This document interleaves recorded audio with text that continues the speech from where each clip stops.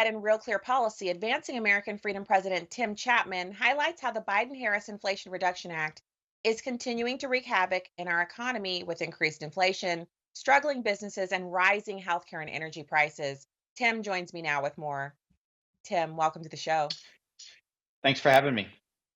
I got to tell you, I love the fact that you're not letting up on this. You've done a number of articles, you've done a number of deep research things. I'm on your email list, obviously, and I've seen the work that you've been doing combating the disinformation that the Harris and Biden administration is putting out about their ideas. And this latest thing is a little bit of a departure because it comes directly from Harris.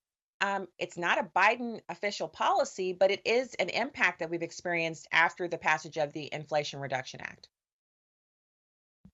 Yeah, absolutely. I mean, look, we said yesterday that the Biden Harris plan for policy, basically the DNC policy platform, is a massive gift to conservatives across this country, up and down the ballot. I mean, if you look at what they're proposing in here, whether it's price controls, or whether it's more carve outs for special businesses that happen to be in their favored group, all of it kind of points in the direction of a Soviet style economy.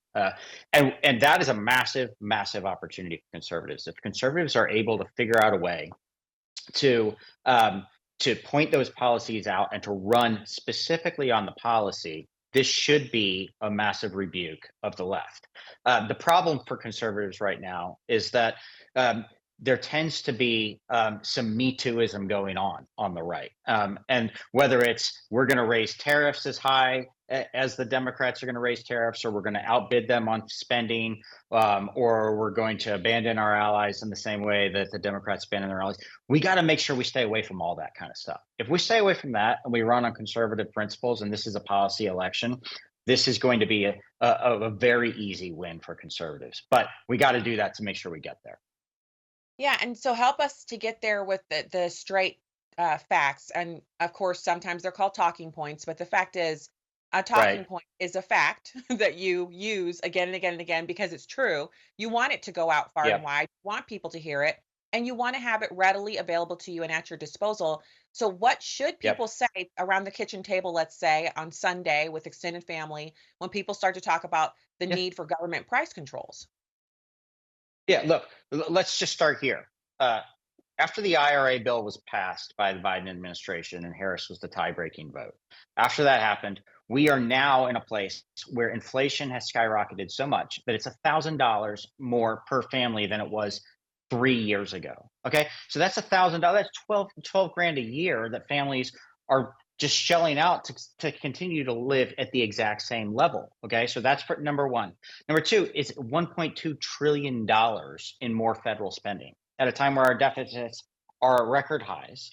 And when the deficit continues to climb and the federal government does more and more spending, inflation continues to go up.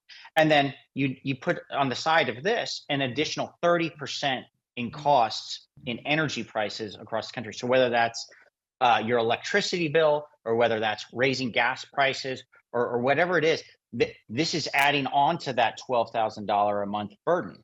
So we have a totally unsustainable environment right now for average everyday Americans. And if you want more of that, then you're going to cast votes for people who are going to advocate those kinds of policies. But if you want less of that, you need to put conservatives in the House and the Senate and in the White House, and they need to push back on that. So that those are, you can call them talking points, but as you and I both know, like, they're just facts. And people feel them, but we need to equip people as well with the actual facts of what they're feeling. Yeah, and I think the feelings are being expressed all over. I'll get to doom scrolling and I'll tell you, Tim, I see Yeah. lots of videos, regular Americans who don't have huge accounts, so these are not influencers. They're going on Yeah. and they're making videos of themselves. Some of them, they're at the grocery store. Some of them are just Yeah. talking straight to the camera and saying, "Look, I Yep. can't afford this." And I don't care if the person the Democrats are running is a black person or a woman. What I care about is what that person can do for inflation. And they're really kind of looking at Trump and saying, we're willing to give you a try because so far it's been 3.5 years of higher prices. Yeah. I mean, Look, Trump has, his own downsides in terms of things that people don't like. But the reason he's in this game is because of of the record of the left, because of what we've all seen. And you're right. I mean, it's not just the things we mentioned. You're right. It's also food prices, and then it's also the fact that in this IRA bill that is taking root right now, there's an extra close to $100 billion in there just for new IRS agents to go and audit small businesses. Um, and so, like, when is enough enough?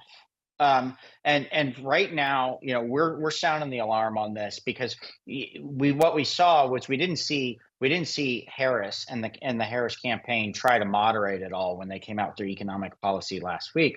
What we saw was them doubling down on the stupid, and and we know how that ends. We know how it ends. So if prices are up now, if inflation is up now, and then you have Harris come in and you have her, enact more laws along the same lines, then we're going to be in real trouble.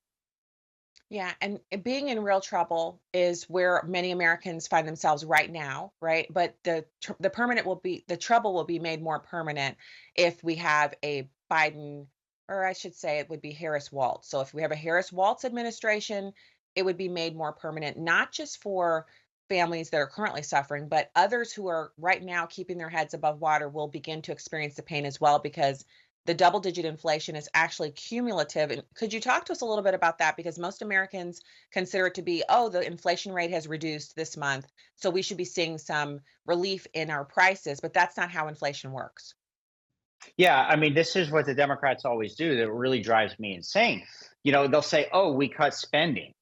No, you didn't cut spending. You slowed the rate of growth for 1 month. If you look at the chart of its spending over the course of the last 4 years, your spending is through the roof, right? And they'll say, and it's the exact same thing on inflation. So maybe inflation is down over the last 2 months, but where are we compared to where we were 3 years ago before the IRA was enacted? And as I said earlier, it's very clear we're at $1,000 a month more per family right now that they are spending on household goods, just regular items to stay afloat, than we were 3 years ago. So if that number has come down to $998 per month, I think that's small consolation to the average family right now who is still struggling to make this work. Yeah, I think that is so important for people to be able to explain that the lowering of inflation to even if it's dropped by even if it dropped by 10%, but that's not what's happened, but Right. still any Right. reduction at all, yes, it's a good thing, but if you've had double digit inflation for most of the past 3 years, a slight drop in inflation, the growth of prices it will Right. not reflect. You will not go to the grocery store and see chicken, steak, anything, eggs, it will not be cheaper. You will not go to the pump and see it's cheaper because of that. So the connection for Americans to make is that this is actually far different than simply reducing the price of an item that had a static price or what the price was raised, you reduce it back down. It's not inflation doesn't work like that. And I think the benefit to the Democrats and to Harris, because she's horrible explaining these things, Yeah. is that people don't understand that difference. And so they're looking for something that will not Yeah. materialize under a Democrat presidency. Yeah, that's right. And it really was. The problem for Harris is Harris really is in many ways a second term for Joe Biden. But like in ways that it's not a second term are bad for her. And the ways it's not a second term is she's actually going to propose more policies like Biden enacted in the IRA, but on steroids. So if you think about inflation and you think about the way prices are rising and everything, just look at her proposal to deal with home prices. Like, what's she going to do on home prices? She's going to pump into the market taxpayer dollars. That's dollars that all of us earn and then give to the government. And she's going to give first time home buyers $25,000 to buy a new home. But what's that going to do to the prices of homes? Right. And it's the exact same thing that Biden tried to do with the student loan bailouts. Right. And he's giving money to people who have student loans. But what has that done? That's raised prices at college. Right. So are home prices going to be if I'm selling a home and I know that people have $25,000 extra, am I going to keep the price static? Yeah. So like I think that this is they're going to do more and more of it in a second Biden term slash first Harris term, and that's a real problem. And it's going to be, and then they're going to compound the issue by capping prices. They say they want to cap prices on groceries or whatnot, but we know because we all understand economics that if you cap prices on what's in the grocery store, you're actually going to create scarcity. There will not be that loaf of bread that you need on the store. You will create an element of scarcity for products that people need in their daily lives. And that element of scarcity is something that we simply should not be subject to in a country like America, where we have so many great Right. resources, natural resources, free market system. We actually have a system that's built to eliminate the possibility of scarcity. And we haven't experienced that a lot in our history because of the free market system. The government has to be kept in its box. And I'll tell you, the Harris administration, if they're allowed to be elected, they will not do that. Tell everyone how to find out more about advancing American freedom, your website, and so on.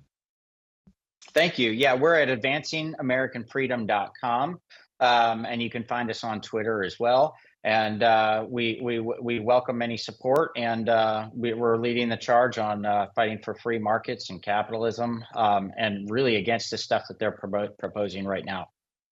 Absolutely. Tim Chapman, president of Advancing American Freedom. Great to have you here, sir. Thank you for your time. Thank you. All right. And coming up after this S&C fast break, Harris officially refuses to debate former President Trump on Fox News. I'll have that and newly revised downward revisions to the jobs numbers for the past 8 months. We'll be right back. Stay with us.